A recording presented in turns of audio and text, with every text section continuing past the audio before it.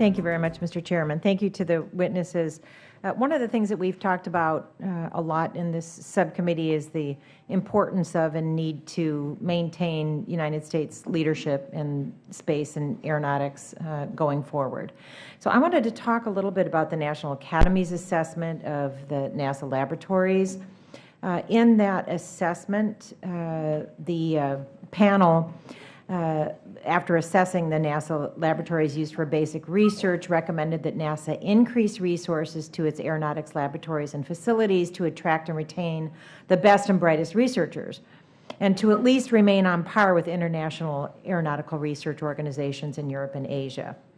So it's worth noting, too, that the panel found that the equipment and facilities at NASA's basic laboratories are inferior to those at comparable Department of Energy laboratories, top-tier U.S. universities, and corporate research laboratories. And it goes without saying that without the modern and capable facilities, it's hard to remain competitive with the rest of the world.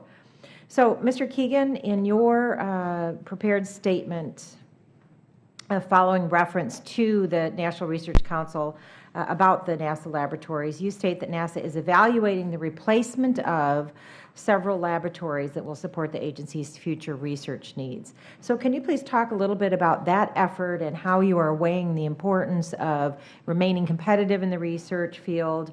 How are you bringing in stakeholders on that task, and how are you making research a priority? I'd say that NASA is very concerned about the issue of having state-of-the-art research facilities and being able to attract the best and the brightest to work at NASA. In the NRC report, they cited the Exploration Sciences Building at Goddard as an example of a renewal facility or repair by replacement facility that included state-of-the-art laboratory facilities. And we have several similar facilities in planning or in design right now, where we would replace old antiquated facilities with a new energy efficient, smaller footprint building, but at the same time including state-of-the-art laboratory facilities.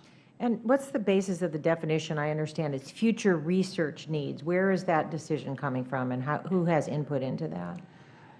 The broader research community has input to it through the various standing mechanisms, but basically it's a decision that's made at the strategic level at NASA headquarters in terms of where to put our priorities in terms of the research we should emphasize. Well, I want to align myself with Mr. Bera's comments, too, about the need to have a clear mission. And again, that's critical to the work that you're doing, but all of NASA as well. Can you talk a little bit about the what's apparently about a $2 billion deferred maintenance backlog? Is that getting worse, better, or staying about the same? And what do you need to significantly reduce that deferred maintenance backlog? The deferred maintenance backlog is a measure of all the maintenance that it would take to bring all our facilities up to current standards. It has accumulated and grown over the years historically because NASA has not been able to carve out sufficient funding to maintain facilities up to standard from limited resources. And since 2011, it has come down, and the way we were able to make progress against that was through the use of demolition. If you demolish a facility with a lot of accumulated deferred maintenance, that comes off the books, and by our repair by replacement approach, where we replace old antiquated facilities with newer, more efficient, flexible facilities, and again, you get rid of that accumulated backlog of deferred maintenance. So we have had a little success in the last couple of years through using those strategies.